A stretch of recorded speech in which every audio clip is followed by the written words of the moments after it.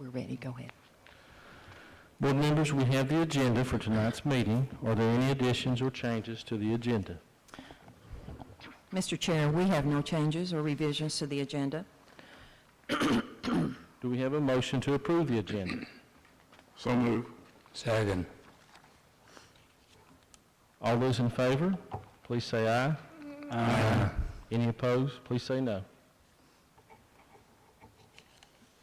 That brings us to public comment. Mr. Hicks, will you please read the guidelines for public comment? A period of time for public comment will be designated on the meeting agenda during which the public may comment on issues related to public education. The Dickson County School Board believes that the citizens of the county should be heard and that this is an acceptable format for receiving public comment. After the public comment section of the meeting is closed, the public shall not be allowed to participate in general board member discussions regarding agenda items. Public participation with the board members regarding agenda items can be disruptive, and the practice is prohibited by Robert's Rules of Order. It is the desire of the school board to treat each member of the public fairly and equally. Allowing one individual to participate while excluding others is unfair. The board may hold such public hearings as may be necessary to allow the public to more fully express their concerns, or the board may place the public comment section of any meeting at the end of the meeting to allow additional public comments. While we do not wish to restrict the free expression of opinion, we feel that certain restrictions may be necessary so that order and reasonable standards of decorum may be maintained. We ask that the following standards be adhered to. The speaker will be recognized by the chair. Each speaker will be limited to 5 minutes. Speakers will refrain from the use of vulgarity or profanity and will avoid negative or embarrassing comments directed toward specific children or students. Board members should not respond to issues presented by speakers unless clarification is necessary. Matters of concern raised under public comment will be referred to the proper official for investigation and further board consideration if necessary. Thank you. Mr. Setzer, will you please be our timekeeper? So we got Larry Barton.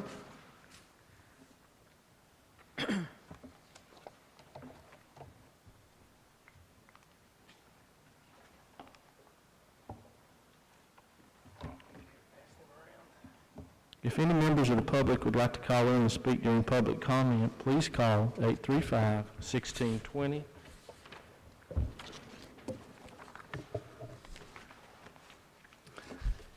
Mr. Chair, members of the board, thank you for giving me the opportunity to come out tonight and speak.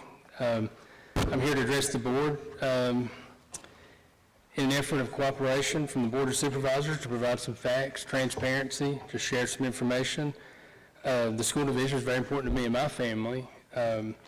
Worked here for several years, have a lot of friends in the school division. My daughter's a student here at Ridgeview Middle School, and I want what's best for the staff here, the students, and just the county as a whole. I know our experience with the school division, she's in 6th grade. The 7 years we've been here, I've learned that we have some of the best staff, some of the best teachers, administrators, custodians, cooks, bus drivers, and just overall staff than anybody. So, as we come into this, we know it's been a difficult budget year for everybody. At the county level, we've seen significant decreases in revenue due to COVID. When I came in December into this new role, we were facing about $1 million deficit at that time. I know it's been tough with the schools, a lot of adjustments this past year with schedules, with learning, teachers having to teach, in 2 or 3 different modes. It's just been a crazy year for us all.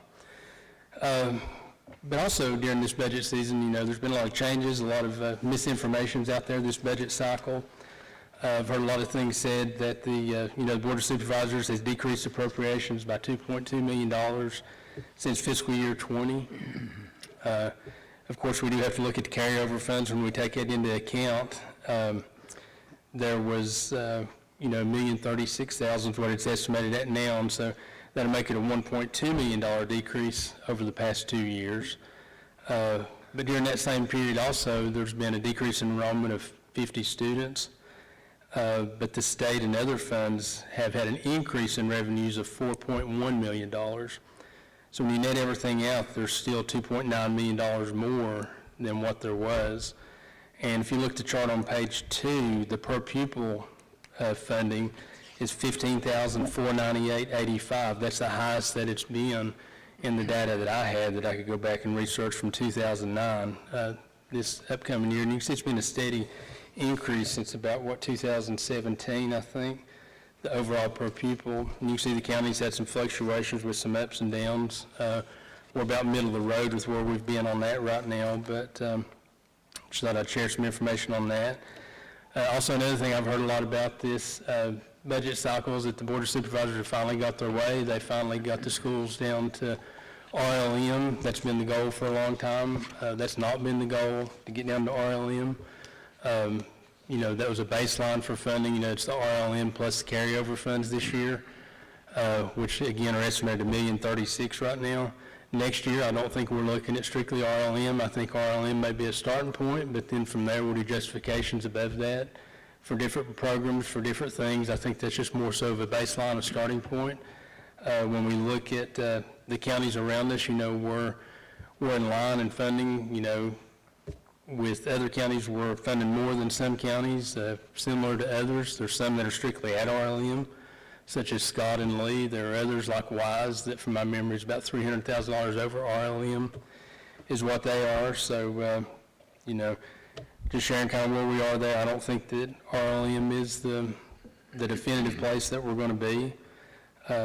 There's needs in the schools, there's needs in the county, and, we're trying to spread thin. We're spread thin. We're trying to spread our money around to everything that we can. We have a lot of needs that we've neglected over the past years because of lack of funding, like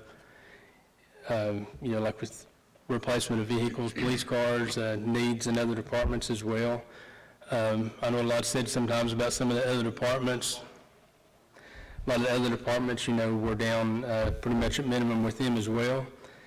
But in looking at the Board of Supervisors appropriations, I'll try to hurry, Mr. Setzer, but when we look at the 4.7 appropriations, the carryover $1,034,000, that puts us up to 5.7. That's $294,000 less than what was requested. There was money there for the needs. When I look at your balances on hand now versus this time last year, there's 1.7 million more dollars on hand right now than this time last year. When I look at next year's budget, a careful review of fiscal year 22 budget, there's $2.4 million more in revenues in the fiscal year 22 budget than in the fiscal 21 budget.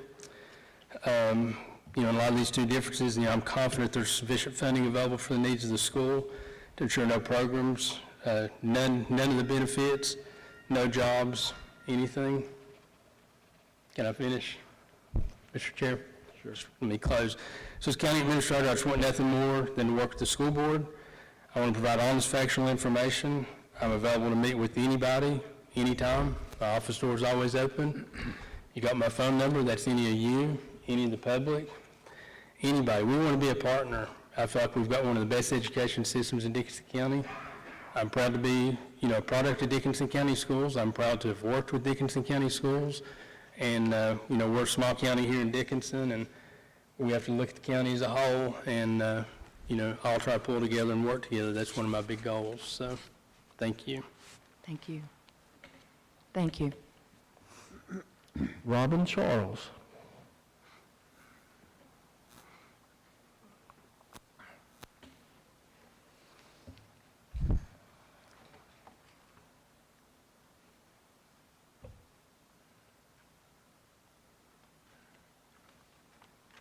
Good evening.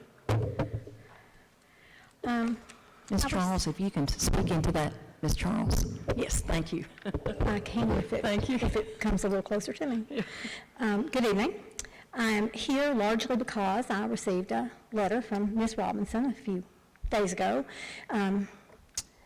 that addressed the possibility of insurance incentive retirement for the retirement of employees.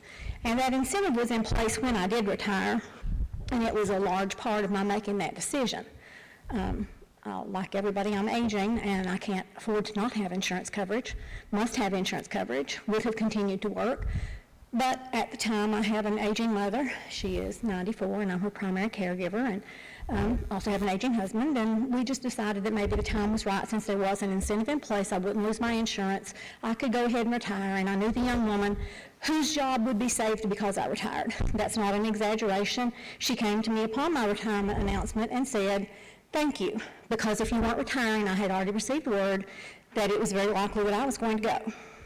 I was already making plans for where I would go. That was going to happen, and I have little doubt that that would have happened." And when I retired, I continued to pay my insurance premium share every month.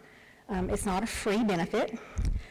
It's a benefit that I earned. It's a benefit that I felt I contracted with the school system.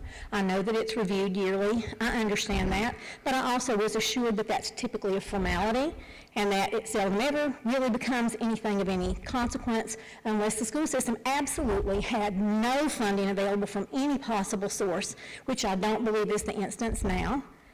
And so I felt comfortable doing what I did, felt that I could do that. In the last year, my husband has had to have 2 surgeries, and he is now undergoing cancer treatment. Thankfully, he has insurance too, where he worked. This nice scar on my arm is from an injury that I received in the last few months, and it required extensive surgery to repair a broken bone in my arm and to repair my rotator cuff.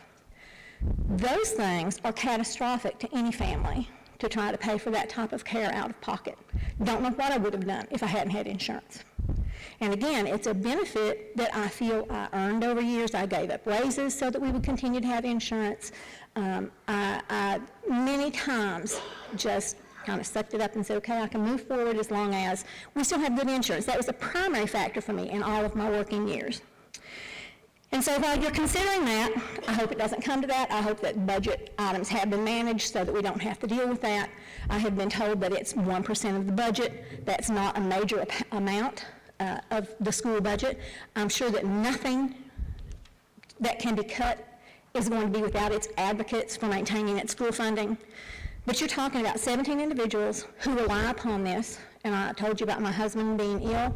It's not just them, it's every family member that's covered by those policies. These are real people. I'm a human face of one of those people. Every single person who would lose that insurance policy would be devastated should they have any kind of a catastrophic illness or other event occur in their lives that required major medical care. I also would remind you that it's not just the 17. You have other people who will approach retirement age who already are there. I have spoken to several of them who say if this incentive goes away, they will not retire. You will continue to pay the highest wages to the oldest employees in the system instead of giving the newer employees that are differently trained and have more technology advancement, I'm assuming, and training under their belts than some of us older folks do. Not a techno wizard, I'll be the first to admit it. And that's a mighty thing in this day and age when so much is reliant upon technological advancement and the technological fluency of your teachers in the classroom. Okay. And I just want you to know that you'll have an impact on that as well. Not only that, but you also have an impact on people like me who took the system at its word when I did make that crucial decision to retire and felt like I was being told, yes, this funding, it's not going to disappear. You're going to be good until you reach 65. For me, that's just October. Some of these other people, that's going to be a lot longer. But for me, it's just October. I just have to hang on until October. And so should you defund this, then I lose that benefit at a time when any day something could happen. And having gotten this injury in the last year, I can tell you that your life can change in an instant. And when it's a medical change, it changes every other aspect of your life and your well-being.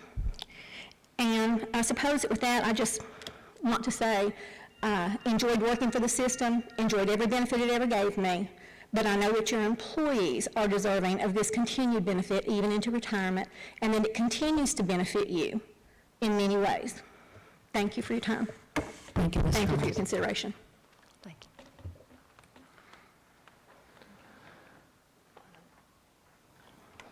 For public comment, we'd like to recognize Kathy Music with VPE.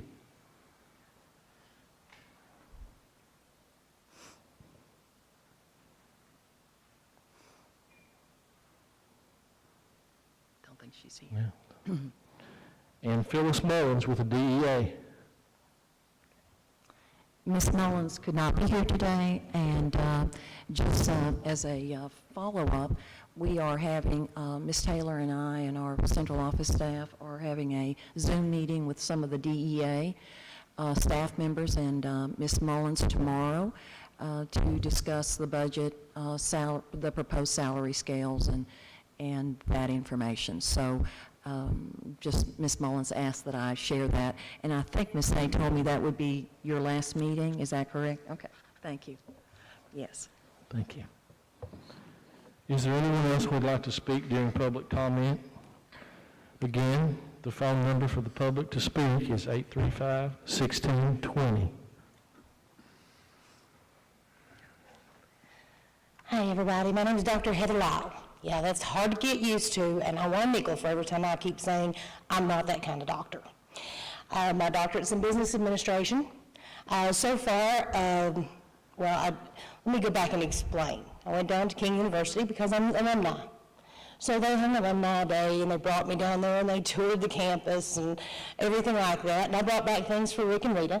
During this meeting, they told me, they said, what can we do for Dickinson County? I said, get more involved. Get more involved with our students, our school systems.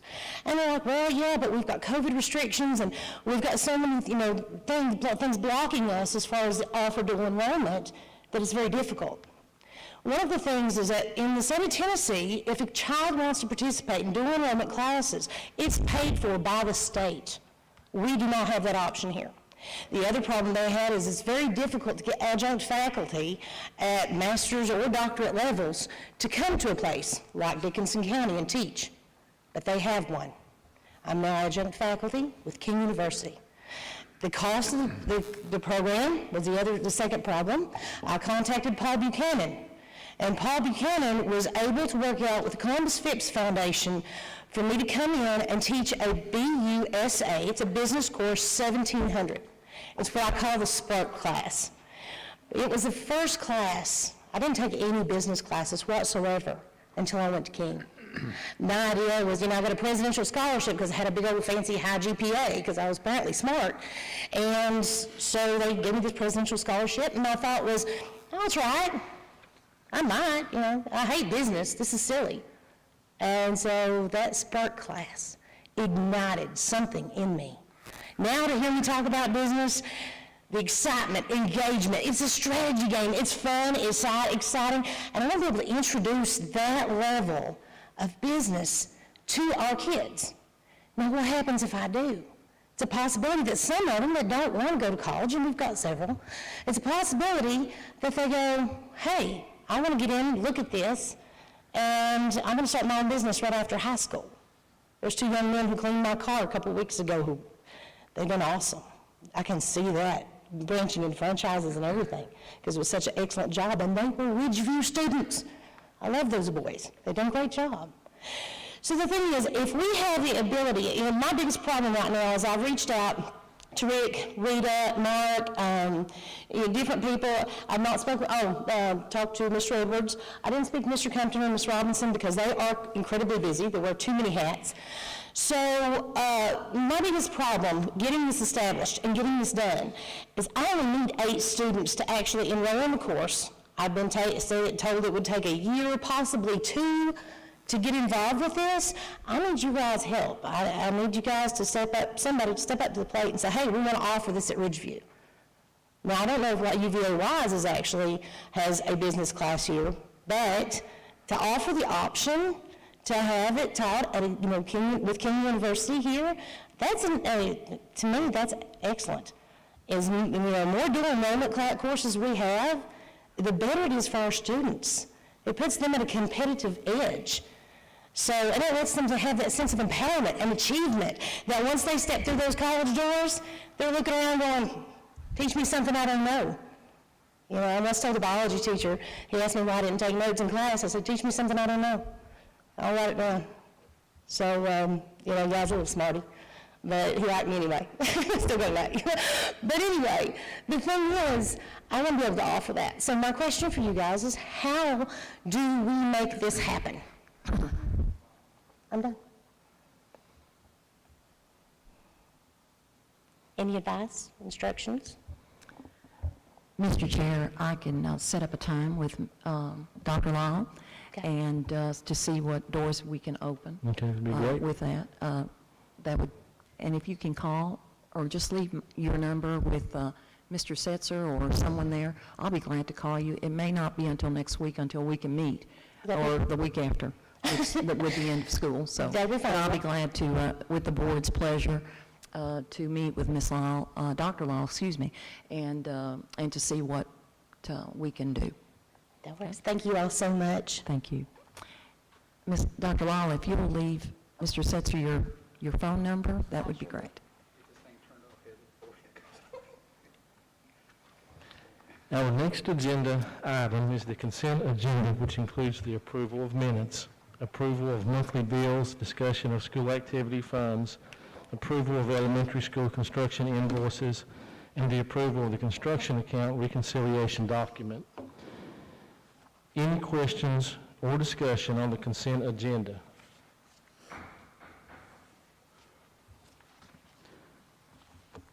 Do we have a motion to approve the consent agenda? So move. Second. All those in favor, please say aye. Aye. Any opposed? Our next item is information for the board. Mrs. Robinson? Thank you. Mr. Chair and board members, if you'll look at the information for the board, again, there are several virtual trainings available for board members. But I do understand from the Vsba that hopefully for the next school year, they are hoping to meet person to person. So we're all looking forward to that. So if you would please just look at the conferences and seminars. If there are any that you would like to attend, please feel free to call Ms. Baker, and she will be glad to register you and help you with the logistics of that. Thank you, Mr. Chair. Mrs. Robinson, will you please tell us about good news from our schools? And I'd like to ask Mr. Setzer to come to the front and talk to us about our enrollment. Thank you, Ms. Robinson. Mr. Chair, members of the board, the information I'm presenting tonight is from April of this school year. We concluded the month of April with 1,927 students. That is an increase of 2 from March. This is one of the few years in the recent, or one of the few school years in the recent few school years where we've actually climbed in enrollment from August to this point of the school year. We've increased 15 students since August. So we concluded the month of April with 1,927 students. As far as attendance percentage at the schools, we'd like to congratulate Sand Lake Elementary School with the rate of 95.25% for the month of April, and Clintwood Elementary School with 94.71% for the month of April. As always, we'd like to thank all of the people who work on attendance, especially this year. It's been especially trying to track and get up with some of our kids. But all of our schools work hard, and we appreciate that. I'll be happy to answer any questions you may have. Any questions for Mr. Setzer? Okay. Thank you, you. sir. Appreciate your time. I'd like to read this from the recognition of the 133 Virginia Public School Division Superintendents as Superintendents of the Year 2020-2021. Whereas, in order to ensure the health and safety of all Virginians, schools across the Commonwealth closed on March 13th, 2020 to the COVID-19 pandemic, and most have been provided virtual instruction since then. In-person teaching and learning evolved. And whereas individual school divisions retain the autonomy to decide whether or not new instruction could continue and the format in which the instruction would be presented. Whereas stable and consistent leadership by local school division superintendents has been vital in serving children throughout this pandemic. And whereas school division superintendents are responsible for the health, safety, welfare, and education of each child while creating school cultures, even within a pandemic, that serve all children, regardless of their circumstances. And whereas public school division superintendents utilize guidance from the Centers for Disease Control, Virginia Department of Health, Virginia Department of Education, local health departments, and local case data in fulfilling leadership responsibilities in the communities like no other time in their careers. And whereas local school division superintendents worked collaboratively with their school boards, educators, parents, and community stakeholders in providing technology, resources, curriculum content, emotional support, and meals to children during the pandemic. And whereas traditionally, VASS Superintendents of the Year have been selected via a diverse panel of education associations after reviewing an individual superintendent's ability to demonstrate leadership for learning communication, professionalism, and community involvement. And whereas all 133 Virginia Public School Division superintendents have extraordinarily exhibited those qualities while leading their school divisions and communities during the 2020-21 school year, and whereas the VASS Board of Directors agreed on January the 7th, 2021 to suspend the traditional selection process of determining a single superintendent of the year, and unanimously agreeing to recognize and honor all Virginia School Division superintendents as superintendents of the year for 2020-21. And whereas VASS is appreciative of the Virginia School Boards Association supporting this resolution and the honor provided to each division superintendent by having his or her respective school board present this resolution to the superintendent to be recognized within the community for which he or she serves. And now, therefore, be it resolved that the Dickens County School Board hereby recognize Haley Robinson as a Virginia Superintendent of the Year for the year 2020-21 as designated by the Virginia Association of School Superintendents. Can we give her a hand? Thank you. Thank you. I couldn't have done it without, number one, a fantastic board, and then also just a great group of people and staff members, everyone who just contributed beyond, went the extra mile in everything. So thank you for that recognition, sir. Thank you, board members. Our next agenda item is update on the new elementary school. Mrs. Robinson? Okay, I'm going to ask Mr. Burge if he can come. You have before you a packet like this that shows that. Hello, Mr. Burge. Welcome, sir. Thank you, Ms. Good to have you Robinson, with us. Chair, and board members. First thing I want to do is show a little video, about 30-second clip. So if you'll look at the turn around, look at the screen.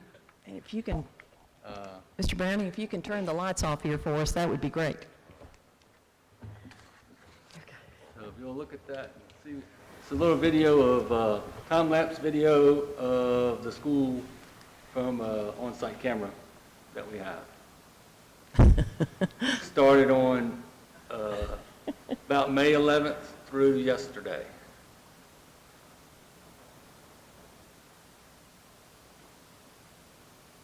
It's amazing. It's amazing. So anyway, I thought that'd be a nice little clip to show how things have progressed on the project site. The project is continuing to progress well. The footers in area C and B will be mostly complete tomorrow. I will show you what those areas are here in a moment. SCANFCA's been on site monitoring the construction and making sure things are being installed properly, along with our special inspectors that are doing soil testing, and if we have to do any undercut of bad soils, that the thing's hot, that we could take care of that while we're doing the footers. Like I said, the construction's going well. The pond is nearly complete. Retention pond, it'll be probably complete by tomorrow or by Friday. And then the budget is still good. We have spent $2,309,203 thus far. So the budget is in good shape. Skanska has reviewed a proposal for air barrier testing services, and we'll be passing that on to the school system for signature. And then we'll still continue to work on the FF&E procurement and other things that may, in technology. Next, here's a picture of that took yesterday from the roof of the middle school. My sidekick, Brandon, labeled it for us, so you can kind of see the art, the media center, the multipurpose, the gym, the stage, where the bus students come in, the cafeteria, and the kitchen. Great. Thank you, Mr. Burns. That's really great. So Thank you. I'll have to give that one to Brandon. I said, take a picture and see what you can do with it, with one of my pictures. So basically, area C goes from there just beyond the multipurpose center back this way, and then that's area C. Area B is the next area up to where the long wing goes across the other end. They'll be starting the footers on that end next week. Today, they dug the left-hand, which would be the west side footer, on the remaining part of area B, and will be poured tomorrow. So I think by the end of the day tomorrow, all the footers will be done in areas C and B. Next photo. You can see here on the left, that was around May 11th. And then again, there on the right, that was yesterday. So progress has been very well. Next, just a few more photos of work going on. You can see there on the left-hand picture that the footers were just dug out, hadn't even been poured, no rebar or anything in there. And then you can see them there on the right, they've been poured, plus a lot more. Next. It's hard to get a good picture of the pond. It's just kind of hard to get a good angle on it. But anyway, there's a couple pictures of where the retention pond is. The one on the right, well, the one on the left here is actually down in the hole. And then the one on the right, you can kind of see the entrance from where the parking lot's going to be on this end, going into that area for erosion and sediment control. Next picture. This is the guys working and installing rebar, pouring footers, just getting things going. This is a picture of those guys in action. Any questions or comments? I'm glad to see things are moving along well. I know that you have a lot of excavating type work going on. Is that phase close to? Yes, the excavation is close to being completed, other than they will be having to run the storm lines and water lines and stuff, which McFall will be starting the main electric bank next week. So the pond is just about, like I said, I think they'll have it completed by the end of the week. Okay, good deal. Any other questions? Very pleased with the contractor, doing a great job, and looking forward to continue to work great with those guys. Thank you. Any other questions for Mr. Burge? It's wonderful to have him on the job. If there's any issues or anything, we can quickly find him, and he will be our liaisons between the schools and the construction. So we really appreciate his time. Thank you, sir. Mm-hmm. Next will be the approval of the proposed FY21 budget amendment. Mrs. Robinson. Okay, I'd like to ask Ms. Taylor if she would come to the front, and I think you have that information now before you in your packet. Ms. Baker, is this the green or the blue sheets? can't remember. We had It's a blue. It's blue, okay. The proposed budget amendments, Again, Ms. Taylor, if you'll just talk in there, thank you. the proposed budget amendments that we had discussed prior to the budget hearing, these are for additional revenues received that weren't included when the budget was adopted for fiscal year 2021. Those are totaling $3,097,803.47, comprised of state funding, federal funding, school food service funding, and other funds, as well as an adjustment of the carryover funding from fiscal year 1920 to 2021. You have a summary sheet there for you that shows the sources of that funding, and that is divided out by state, federal, school food service, other funds, and additional funds. And behind that is our normal revenues and expenditures template, and it just, column 3 drops those increases in, and we'll show you over on column 4 on the right-hand side. That would be the amended fiscal year 21 budget amount. On the second page of the revenue report, you will see that that brings our total revenues for fiscal year 2021. That would be $29,877,803.47.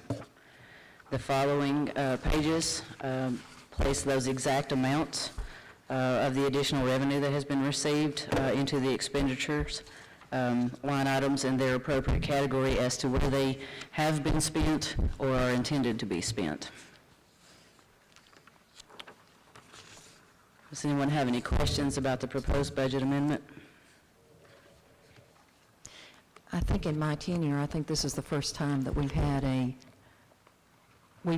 public hearing and then an FY budget amendment.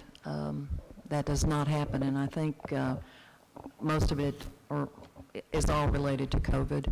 Yes. And the extra funding there.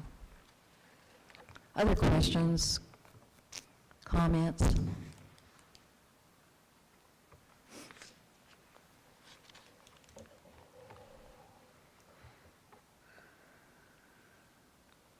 Mr. Chair, when the board is ready, the pleasure of the board to approve the budget amendment, we will need a motion, sir. I'll make that motion to approve the amendment proposal. Second. All in favor? Aye. Any opposed? Thank you. Go down to FY22 budget amendment. Mrs. Robinson? Thank you, Mr. Chair and board members. Good evening again. Thank you again for the recognition. All superintendents, school boards, we all share in that recognition. Each year, the state determines the required minimum amount that each locality must contribute to the school division through a complicated formula, and it's called the Local Composite Index. This is the minimum amount a county is required to contribute to education for its children. I have served as division superintendent since 2009, and during that time, the Board of Supervisors have each year, through difficult and challenging budgets, have proudly invested and funded educating its children above the required minimum state requirement. The school division has worked hard with the Board of Supervisors to find a way to resolve our differences and ultimately come together as a county to do the best job possible to educate the children of Dickson County. It's important to remember, I think, and those of us that have been in this situation, that the budgeting process is set up in a way that it naturally creates conflict. It is the school board's job to be advocates for the children we serve and for our employees. It is the Board of Supervisors' job to look at the broader picture and decide how much of the limited resources should be invested in education. Over the years, I've attended many meetings across the state, and I was always so proud to join many of my colleagues in recognizing the many county Board of Supervisors that find a way to invest more than the required local match.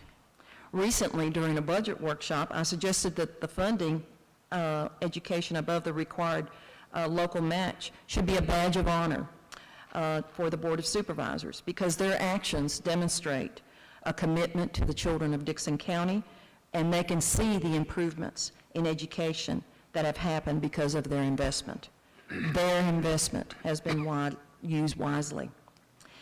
This year, the Board of Supervisors is only appropriating the state-required minimum local match of $4,742,749 to the school system.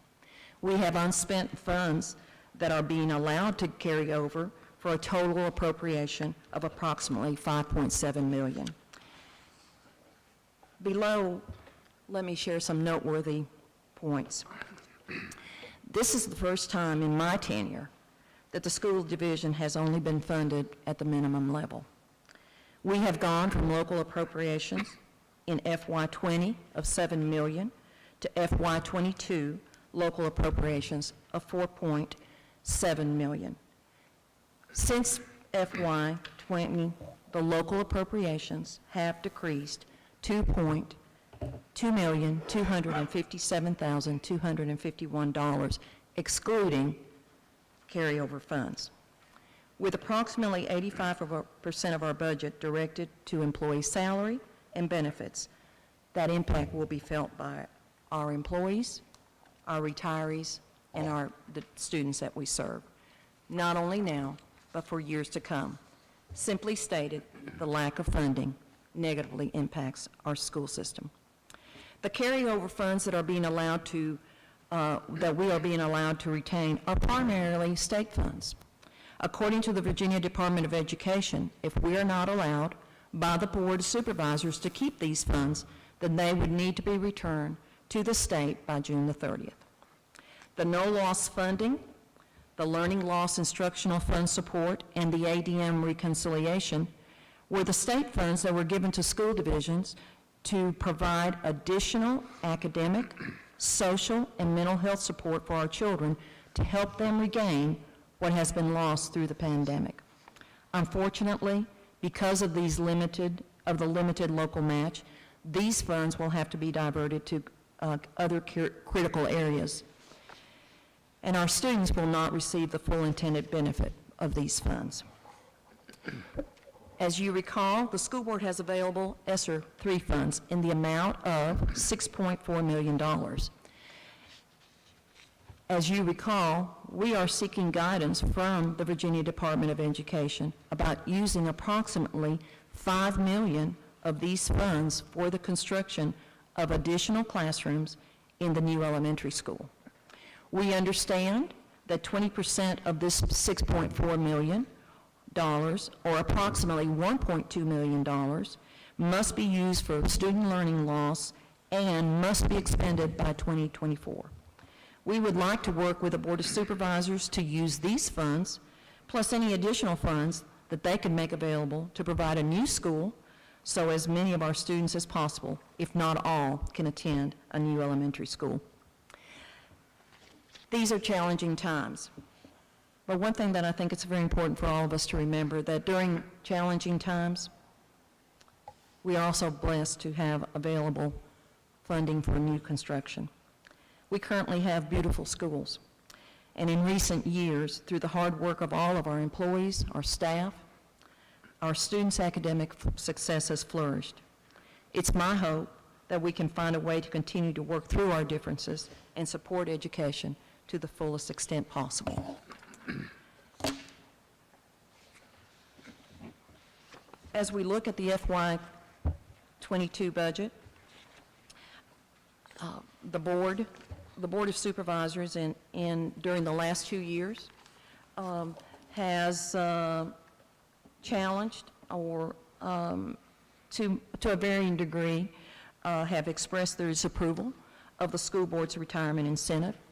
As you know, the retirement incentive was implemented in the 1990s, and it was a result of an agreement between the Board of Supervisors and the school board, primarily at that time as a cost savings strategy. As mentioned earlier, there are 17 retirees participating in the retirement incentive program, and we are projecting a cost of $355,000 to fund the retirement incentive for the 2021-22 school year.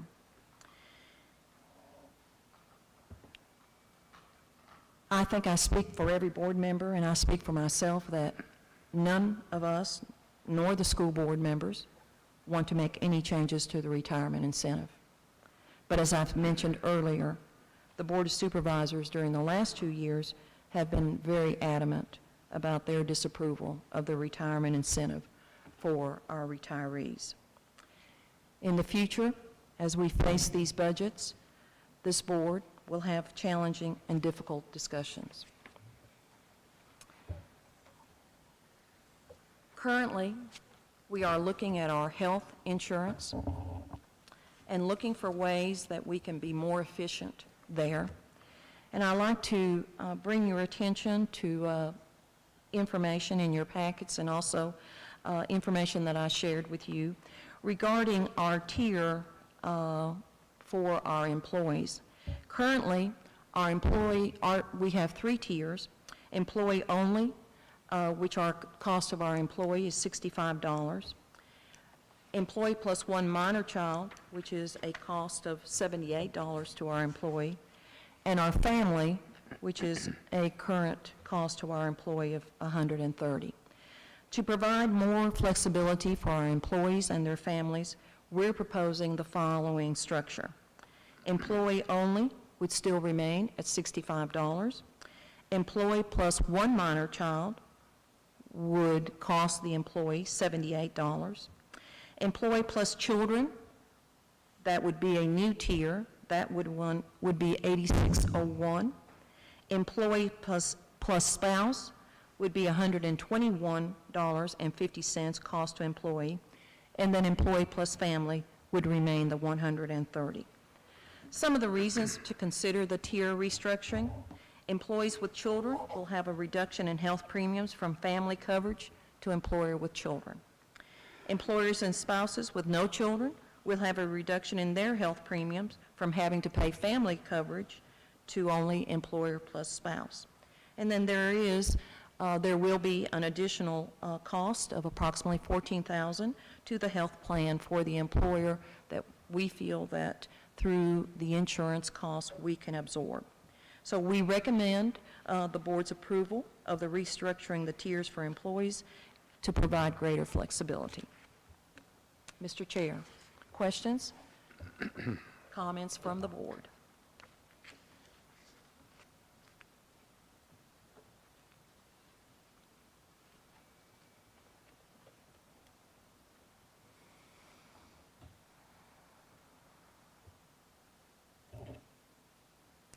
Any discussion or questions?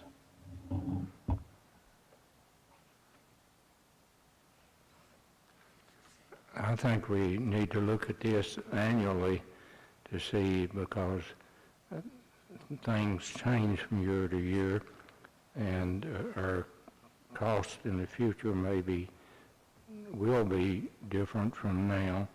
So I think we should go ahead with this proposed schedule, but plan on reviewing it annually.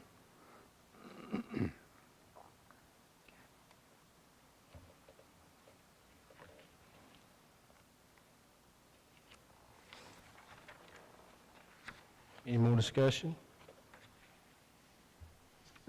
The additional cost of the of $14,000, is that all absorbed through the cost savings of employee plus children and employee plus spouse?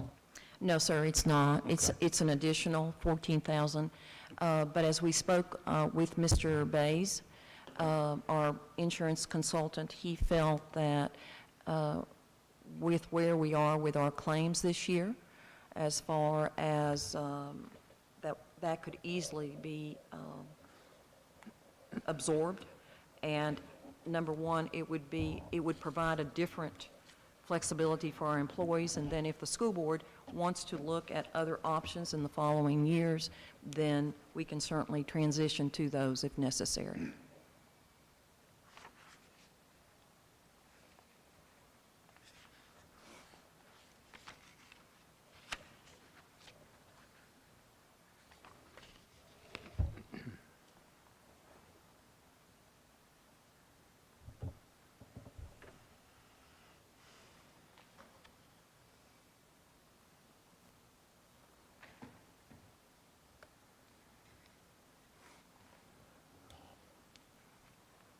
Do we have a motion to approve the flexible health insurance tier to employee only, employee plus one child, employee children, employee spouse, and employee with family with decreasing cost?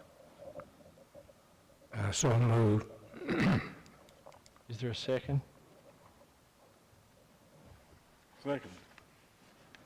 All those in favor, please say aye. Aye. Any opposed? Brings us down to discussion of proposed salary scales for DCPS employees. Mrs. Robinson? Thank you, and that's the green information for you there. On March 24th, 2021, the Dixon County School Board approved a 5% salary increase for all staff members. As you recall, we received a one-time state compensation of over $524,000 just for standards of quality position. The board asked us to look at that kind of percentage increase for all of our employees, and that is the budget that we approved on March 24th, 2021, and that is also the budget that was provided to the Board of Supervisors on April the 1st. As you see, the overall percentage increase is 6.20 overall with the milestones. We are attached these for your considerations, and what we are planning to do is we are planning with your approval, we're planning to meet with the representatives of the Salary Committee to discuss the proposed salary scales in June and request the school board's approval at its June 23rd meeting. If you look at your first, the aides, and Ms. Taylor, if you have any comment that you'd like to add to that, please do. The aides, 180 days, on the left, you see their 2021, and then on the left, no, I'm sorry, on the right. Let me begin again. On the left, you see the current salary scale, and on the left, you see the 2021-2022 proposed salary scale. For aides, we're looking at a 9.73% raise. Same thing for aides and bus drivers and so on. On the left is the current salary scale, and then on the right is the proposed scale, and you see the percentage there with milestones.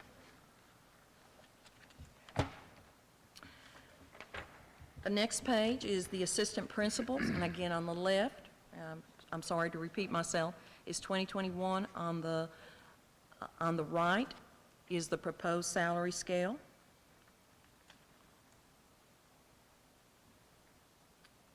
With nearly a 6% raise included in there, including the milestones.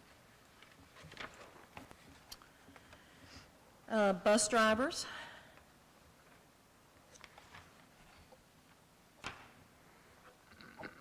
Increase of 5.37%.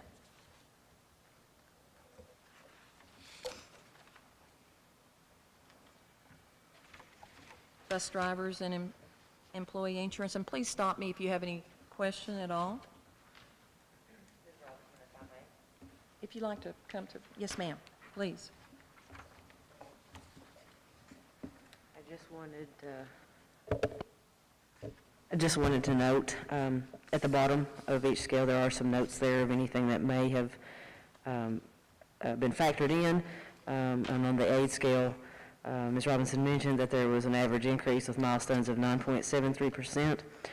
Below that, it does say that the scale bottom was adjusted to meet the $11 per hour minimum wage requirement that goes into effect. So as you go through these, you should see average increases of between 5 to 6%. Those that are higher, you'll look for that note at the bottom, and it is most likely due to the bottom of the scale had to be increased to meet minimum wage requirements. And I'll let Ms. Robinson go ahead and... Thank you. Just Okay. stay right there. All right. Bus drivers, you see that. Mechanic help, Next is the Cafeteria Managers. I'll let you look through those, and if you have any questions, then we'll talk about the summary sheet at the end.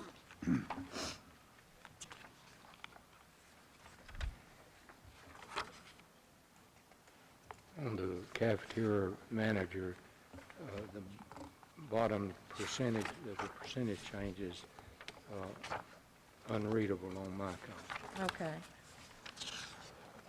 Thank you, sir. You can't read the percentage, is that Right. correct?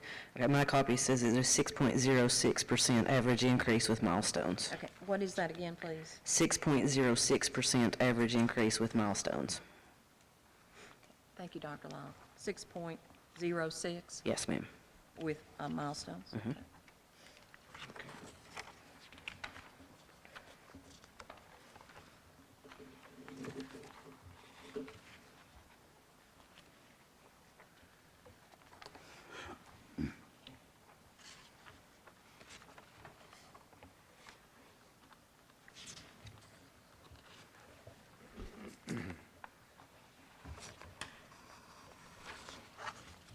Coordinators, support and instructional.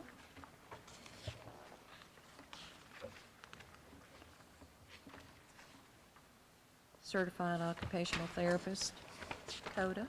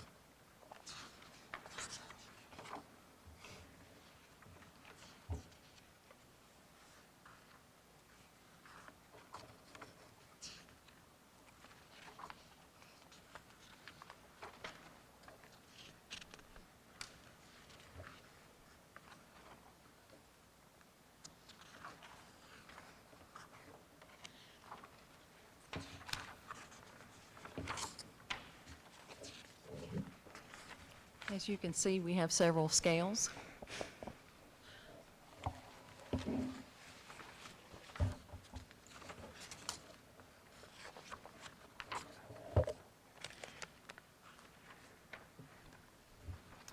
The current scales were revised in FY20 with the help of the Board of Supervisors. That year, we received an appropriation of $7 million to help us revise our scales because they had not been revised in several years.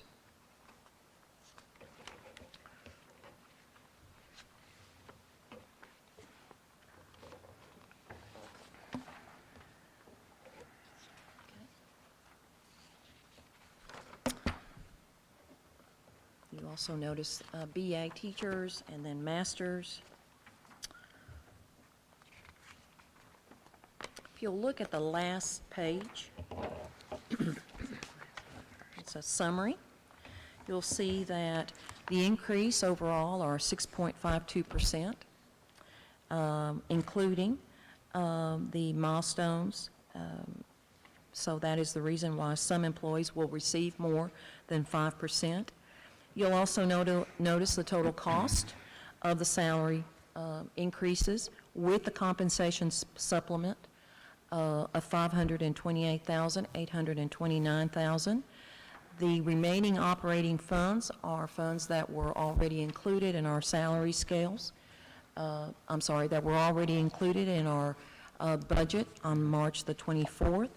You also see the year 2 step increase, and we're looking at for next year's budget an increase of $107,172.03 to maintain this proposed budget. Also, as Ms. Taylor mentioned, the scales starting below $11 will be adjusted on 1/1/2022.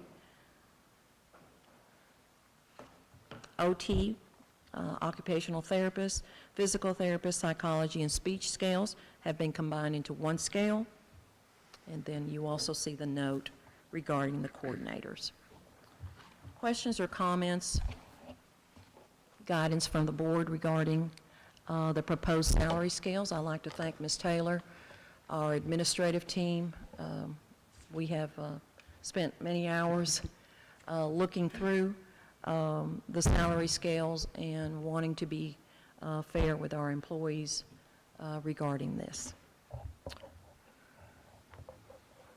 Mr. Robinson, I'd just like to make a comment as far as scale is, and this is more for, I guess, informational for the public as anything else. Is you look at these scales and these steps, and if you don't kind of involved in education, you don't really understand how this works all the time. So, but if you look at, let's say, the new pay scale, teacher with a bachelor's degree, $44,842. That's with 20 years of service. What you don't realize is those folks can get stuck back here on step 6 for 4, 5, 6 years. So, Yes, you know, when you look at these numbers, do not assume that everybody with 20 years experience is making $44,842. They could be making $38,442. And so when our teachers complain and they get upset and those kind of things about pay, you know, and then we start looking at salary scale versus their complaints, we don't always understand that. And so, so you can get stuck on a step for a long, long time. And so I just want to make sure that folks sort of understand that. And that's a great point, Mr. Hicks, because one of our biggest concerns when the scales were revised in 2019 and now, can we maintain the scales? And for many, many years, our employees have been stuck. You know, since probably 2009, you know, we did not receive any increases from the state. Of course, and everything was stalemated. And so, yes, you're absolutely correct. And I think that makes this balance between salary scale and our insurance pretty delicate. And just to give you one example, a teacher I know well here in Dixon County, 20 years experience. We were just talking a while back, and we were asking about, well, Wise County was coming up with a new scale. Beginning teacher, year 1, 0 experience, $40,000. He's in 20 years in Dixon County and won't make that. So, you know, there's a big difference there. However, you know, his insurance would cost him a whole lot more in other counties. So there's a delicate balance there. And so, yeah, the biggest thing, just don't assume that all of them are making these things just because it's written down on paper.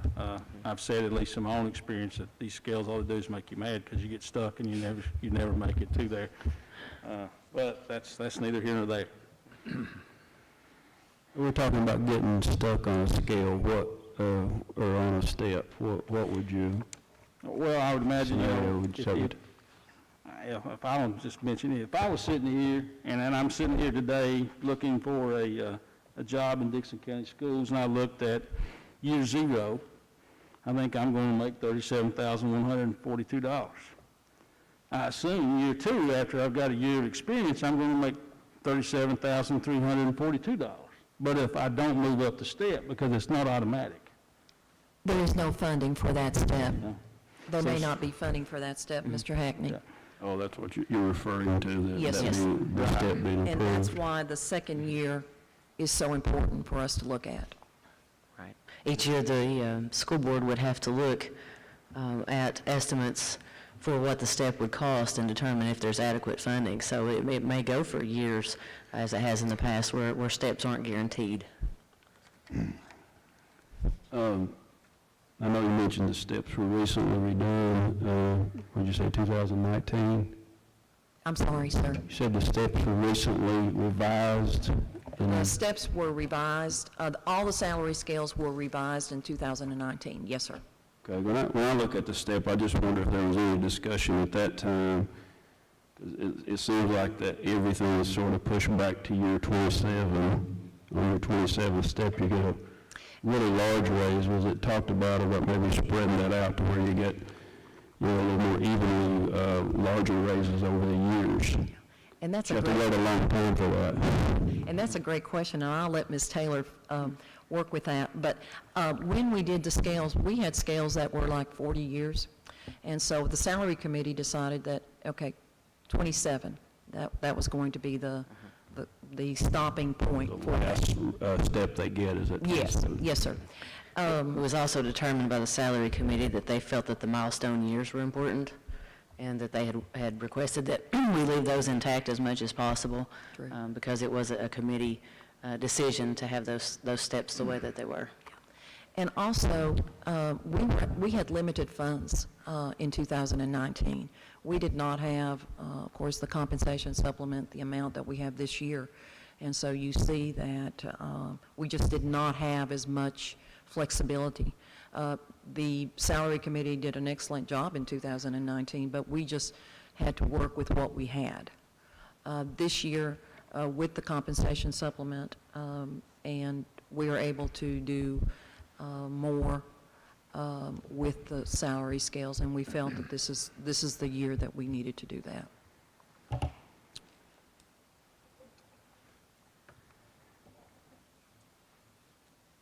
And Mr. Hicks, you're absolutely correct about our insurance.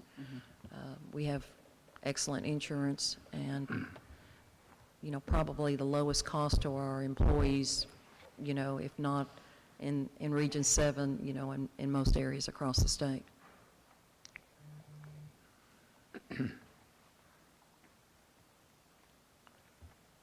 Is there any further direction from the board as to the proposed scales, meeting with the salaries committees, representatives, sharing this scale with them, going over a little bit about how we reached there, looking through the percentages?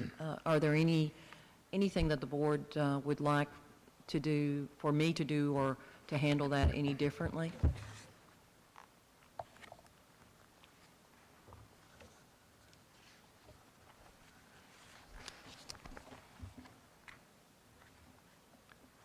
I can see that a lot of work went into these proposed changes, and I would suggest or move that we accept as presented with any changes that might come along presented to us.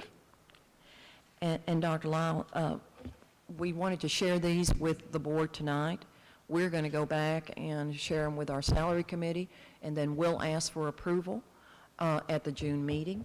Okay. But we want to at least have our staff look at these, and I don't know what changes we can make, but we certainly want to listen, and then any changes, yes, sir, we'll bring back to the committee, to the board at the June meeting.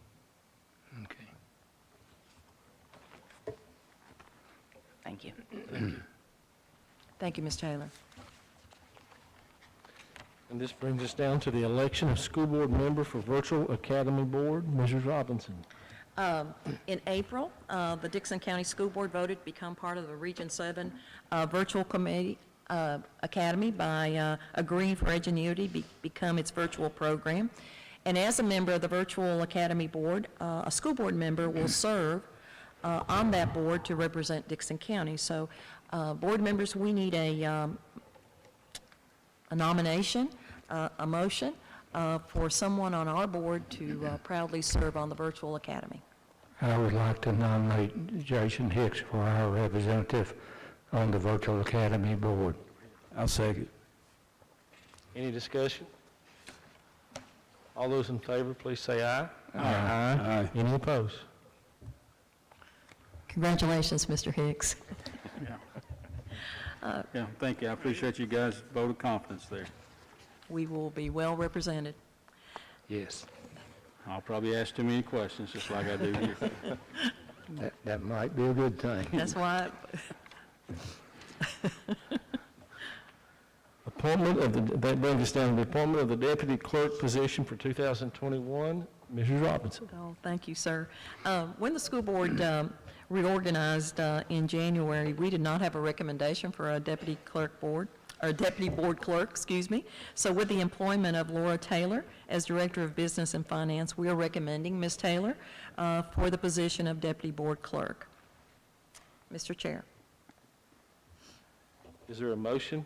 I so move. Second. All those in favor, please say aye. Aye. Any opposed? Motion carries.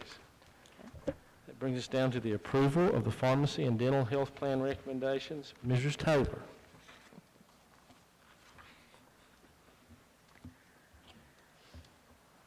I think you guys put me on the agenda so much today to give me practice on how to use the microphone, so appreciate that. I have, as a member of the insurance committee, the recommendation for a pharmacy benefit manager and dental coverage. And that is these two Staples pages right here. It is on letterhead. Looks like this. I think we added it in separately from your packet. Okay. The insurance committee has met, as you know, numerous times over the last few months for different aspects of working on the employee insurance plan. The members of the insurance committee include Dr. Jesse Neese, Jane Church, Dr. Levada Muncie, Ronnie Moore, Laura Deal Stanley, Phyllis Mullins, Tanya Baker, Dr. Lurton Lyle, Laura Taylor, and Haiti Robinson. The last meeting that was held, we interviewed two finalists for the pharmacy benefit manager on May the 6th, 2021. We did this via a Zoom call. The insurance committee did unanimously vote to recommend the pharmacy benefit manager company known by Drexy. They are a company that is vastly used in this side of the country, and they are currently already involved with working with the insurance, the third-party administrator MedCost that you approved last month. Drexy partners with ARORX and are successfully doing that in other school systems. The second item that the insurance committee interviewed for, actually we didn't interview for this, we had two proposals that were submitted to be the dental provider for Dickinson County Public Schools. We received one quote from Anthem and we received one quote from Delta Dental. After evaluating each of those, also on May 6th, the insurance committee recommended by unanimous vote as well that Delta Dental will be the new dental provider for Dickinson County Public Schools. They are the largest dental insurance provider in the nation and have abundant resources and flexibility even in our area. In addition to the selection of Delta Dental, the insurance committee also recommends by unanimous vote that orthodontia benefit coverage be added as a benefit not to exceed $1,500 per insured for children and/or adult orthodontia. The members that participated in making this decision for both pharmacy benefit manager and Delta Dental were myself, Dr. Levada Muncie, Jane Church, Dr. Jesse Neese, and Phyllis Mullins.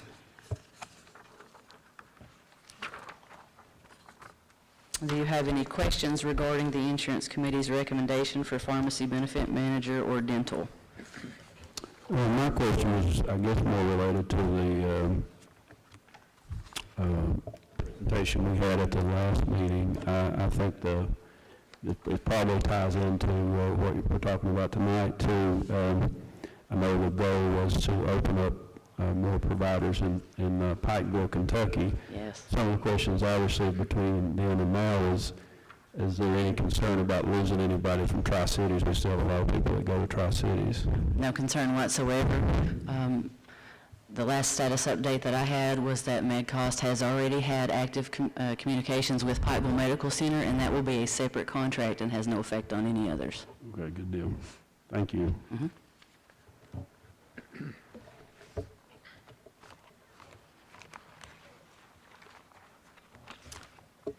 Mr. Chair, after discussion, we will need a motion. Okay. Any more discussion? Do we have a motion to approve the pharmacy and dental health recommendations as presented by the insurance committee? So moved, Mr. Chair. Second. All those in favor, please say aye. Aye. Any opposed? Thank you. Brings us down to the approval of the proposed VSBA policies and policy revisions. Mr. Setzer. Thank you, Mr. Chair. I think the policies are In yellow. fronted by a yellow cover page. We appreciate Ms. Baker color coding those for us. Thank you, Ms. Baker.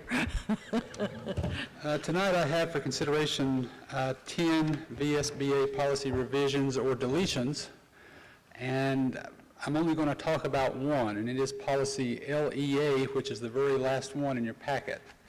The Virginia School Board Association is cleaning up their policy manual, and what I mean by that is they are getting out of the business of writing regulations, which the superintendent of public schools does, and they are removing policies that are not required.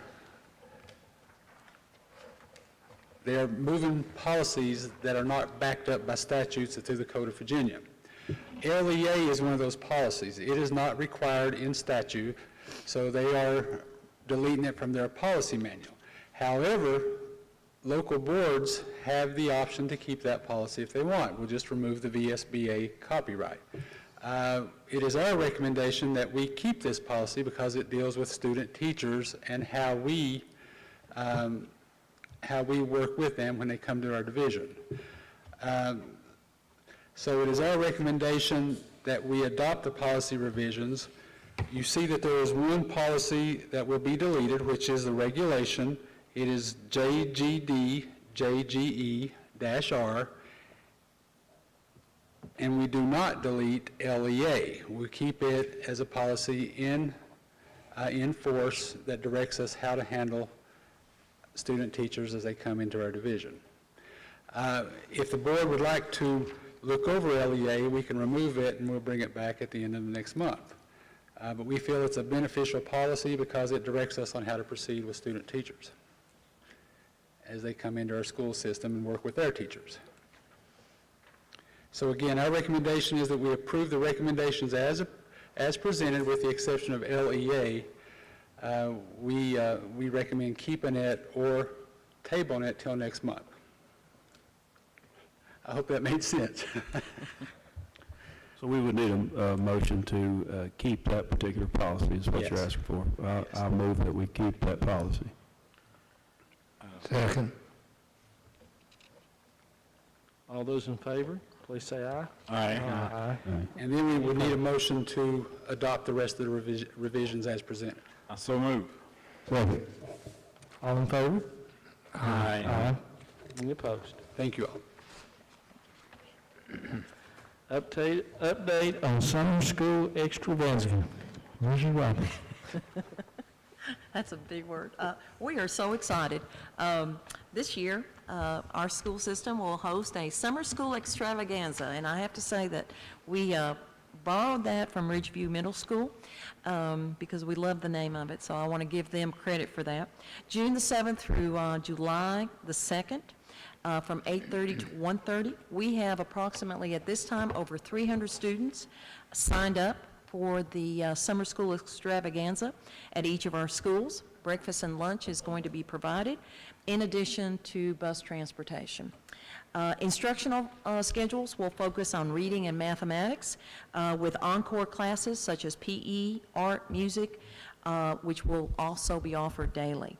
And during COVID era, nurses will be working as well as 2 instructional aides. The goal of the Summer School Extravaganza, it kind of, it catches on, it's a catchy title there, is first of all to help our students bridge the learning gaps from learning loss due to COVID and to provide as much of a near normal learning environment. Hopefully by June, mask and social distance restrictions will lessen, and with the approximate 90 hours of additional instruction during the summer, our goal is to have these students be more prepared for the new school year. So I just wanted to share that information with you, probably one of our largest summer school that we've had in several years, and we're very thankful to be able to offer that for our students to help bridge the gap. So come by, and if you have any questions, please let us know. But over 300 students, so we're very pleased with that. That's great. Yeah. Questions or comments regarding that? Is there any provision for a student taking part of the schedule? In other words, maybe starting June 7th and opting out on the 15th or so? Dr. Lyle, we will take all students, whatever time they can come with us. Okay. It's that important to us. And we realize that families may have plans, but we just would like to have the student here as much as possible, but if it benefits a student to come 3 weeks out of the 4, then we certainly want that student to come. We are taking students who are here only during the summer. Perhaps they're with family members and that, but we're trying to be as flexible as possible to provide as much instruction to our children. Yes, sir. Okay, thank you.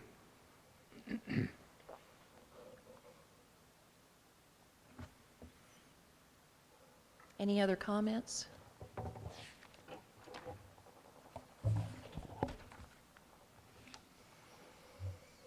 Okay.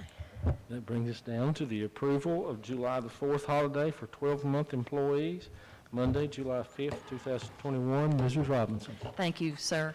As in prior years, we're just requesting July 4th holiday for 12-month employees on Monday, July the 5th. July 4th is on Sunday this year, so we are recommending this for our 12-month employees. Mr. Chair.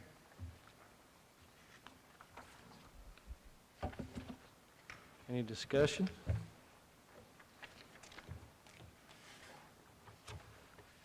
I move we accept this proposal. Second. All those in favor, please say aye. Aye. Any opposed? This concludes our open session and time for board comment. I guess I'll go first, and I'll just, I'm really glad to hear about this update on the summer school extravaganza. That's a really good thing for our children, and just glad we were able to get some raises to our employees. Yes. And just glad to be part of that.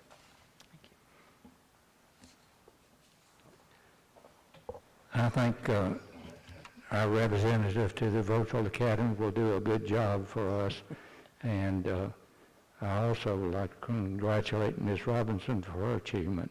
Yes. I think the Dixon County Public Schools are in good hands. Thank you, sir. Just thing that sticks with me most tonight is, and I appreciate Mr. Barton being here and coming by and speaking with us again. Mr. Barton and Mr. Robinson both mentioned, extended cooperation within with the Board of Supervisors, and I feel like that should be our goal as we go forward. I know that they are in a difficult situation. I'm sure I don't know everything that they are doing at the moment, but I do see, they're investing in broadband, which is going to be for our citizens, which is also going to be very supportive for our students. Hopefully we never have to go back to virtual and those kind of things, but that's, broadband is important for people that just may even have an opportunity to live here and then work somewhere else. That seems to be more and more of an option every day, and I think it adds quality of life as well at times. I know they've got projects going on, recreation and those kind of things. And so, I just feel like that our budget process doesn't have to be this hard as it has been in the last couple of years. And if we begin to just work a little bit and cooperate a little bit, I think as a school division, and maybe as we go in with our budget, we go in with goals and kind of spell those goals out in that this is our goal, this is the resources we feel like we need to achieve such goals, and this is what those resources are going to cost to do those kind of things. You know, take my school board hat off for a minute and just be a Dixon County citizen on the other side, you know, from the Board of Supervisors and their being transparent with their budget. You know, what are their goals? You know, when they shift one group of finances from one place to another, you know, what are their goals? What are those resources that they want to do? What do we want to improve in places? And those things, I think, would go a long way with every citizen in the county. You know, we all work on a limited budget. We got to make choices in the way we spend those things at times. And I just feel like if we approach things in that manner, that it would be a much easier process in the future. You know, other than that, gosh, this has been a very difficult school year, and it is winding down. Yes. And, you know, gosh, when we go back and start thinking, you gave us the reports on all those numbers of meals being delivered and put together, and our teachers who have done above and beyond to change everything they did to learn how to, you know, put stuff in Drive and to learn how to break apart a PDF and just the many things that none of us, you know, may know that happened with them. Learning new skills, being in online conferences in the middle of the day, it's amazing what they've accomplished. And, you know, it's even more amazing that here I know that they are probably exhausted. And you said that we got 300 kids in the summer school extravaganza. I'm sure there's a lot of teachers that are involved in that as well. Yes, sir. I don't know what those numbers are, but, you know, so at the end of it, I say breathe a big sigh of relief that it's over. But at the end of the day, give yourself a big pat on the back because job well done. Absolutely. I certainly echo everything that he said, and you know, for everyone associated with the school division, in the last part of last year and all of this year, you know, all the parents and educators and I'd say grandparents and aunts and uncles and you know, all other caregivers that put forth the effort to make our children's lives a little better, expand their knowledge, not let it completely disappear, the thread that they have, and hopefully we can pick up a new, I think this summer's a good start with that. That's a good number to have in Yes, summer sir. school, and I certainly appreciate those that are going to make that happen in a good way. Some of the other things that Mr. Hicks touched on, you know, we all come to where we are in life with our own set of values and experiences and beliefs, and we're all kind of governed by those things in our lives, and I guess that some of us sometimes forget the responsibilities we have. I abhor the national discussions taking place. My son won't history don't watch the news anymore. When I taught school, I made that a part of my instruction for them to watch the local news. Of course, that was a long, long time ago. It's hard to find the truth, what the truth is, and who's telling the truth. It's hard to we don't know much about those people that say whatever they say. But here in the county, you know, it's different. We probably know each other. We probably know the people's background. We probably know their families. In my case, I probably know the parents, the grandparents, and the grandchildren. I've lived within 4 miles of where I was born for probably 69 years, except for the time I was in school away.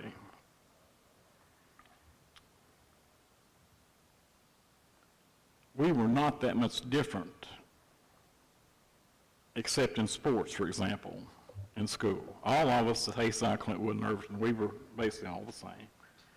We all basically shared the same value system, same beliefs, and et cetera. But when it comes to adults and budget, school finances is difficult. That's why you have people like Mr. Barton and Ms. Taylor and all the other folks, and Ms. Robinson, with their expertise in that area. It's complicated to explain to just, if I was trying to tell my sister, for example, all the funding mechanisms that come into play, it's impossible to explain that. These people only know that. The average citizen would not understand it, even when it's broken down. Basically, it's hard to read and know the laws that apply and all the rules that apply. That's why you have to have folks that are expert in that. But all of us out here like to take a supervisor or a board member, any elected official, they're kind of a fair target. There's no way those folks can know everything, the individual folks. But now those people that know, they can read. They know where the money comes from. School boards don't have any emergency fund set back for an emergency. They're not allowed to have that. In some cases, it's called a rainy day fund. Some boards of supervisors they put back millions of dollars for that in case they have something go wrong, some catastrophe that they have to deal with for the public that, keeps the public safe, for example, et cetera. Board of Supervisors can borrow money. Dixon County in 1991 borrowed $2 million in that year. That's when you had that was the residue of the coal strike that happened in 1989. But in that budget year, I remember that very well, they borrowed $2 million to make that cycle work. Because there was no funding everything unless they did do that. And I'm grateful they did. That was a terrible time for all families in this county. It was, and then later that mine shut down there in McClure. It's reopened now, but for a while, and when it shut down, Dixon County lost $1 million in revenue. The supervisors had no choice except to go back and cut $1 million out of the budget somewhere. And it's difficult, but we need to go back to what has been said and what Jason kind of reminded us of. We need to be civil with each other. We need to listen to each other and not talk over each other. We need to respect each other and the employees of each organization, and all employees for that matter. But there's nothing wrong with having civility in our work. It should be that way. We should know what the expectations are. Ms. Robinson and the board should put forth plainly what they need for the schools to the Board of Supervisors without anybody being personal with anything or anybody that has a personal belief that something's wrong. It depends on the group decision on that sort of thing. It should never come to an individual or position. It should be collectively, a civil exercise or an exercise in civility, I guess. There is everybody, when you have a conflict, everybody has or a challenge. Everyone has a duty to respond to that in a proper manner. And we need more of that, especially with these two groups that mean so much to our children and their future. We simply must find a good path going forward. And I certainly hope that we can do that, not for our sake here or for my sake, but for the sake of our children and the future of our children. Next year will become, and the challenges that come with it are unknown. Some are known for sure. And I say, let's get together and meet that challenge in a business-like way, state the needs, what has to be, and then find a way to make that happen in a civil manner, as we all should anyway. I also want to extend appreciation to the county administrator, Mr. Barton, coming tonight, providing us, with some figures that very clearly state, some of the things we're looking at. I definitely sympathize and understand the difficult task the Board of Supervisors have they're probably facing as challenging times as they've faced in, at least in as far as back as I can remember. But, I think just what several have already said, we can figure out ways to make things work. I think if our board and the board supervisors get on the same page, we can accomplish a lot more positive than what I think we were looking at right now. Speaking on the retirement incentive,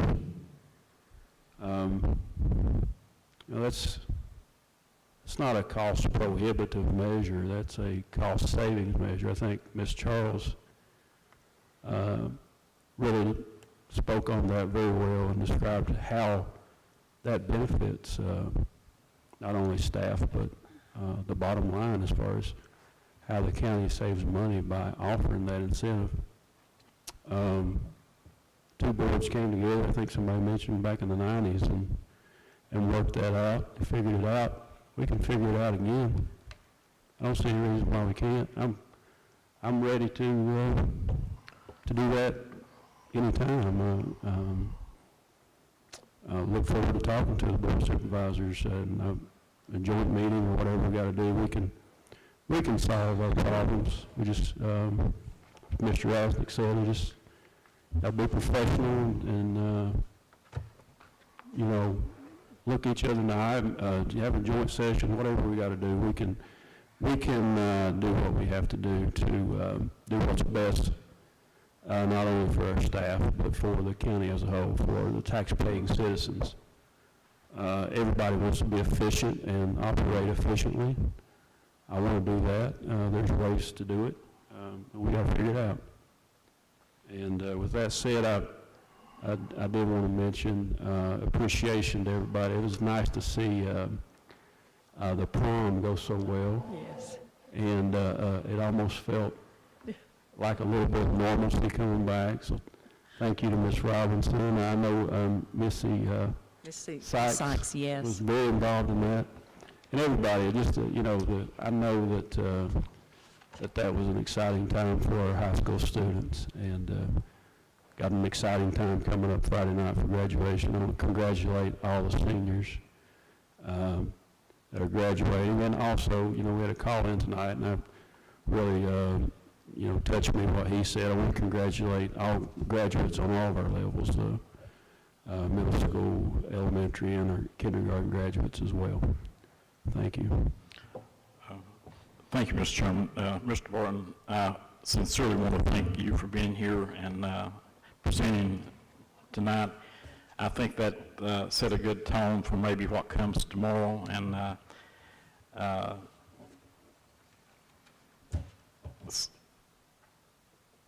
1992 seems like 100 years ago.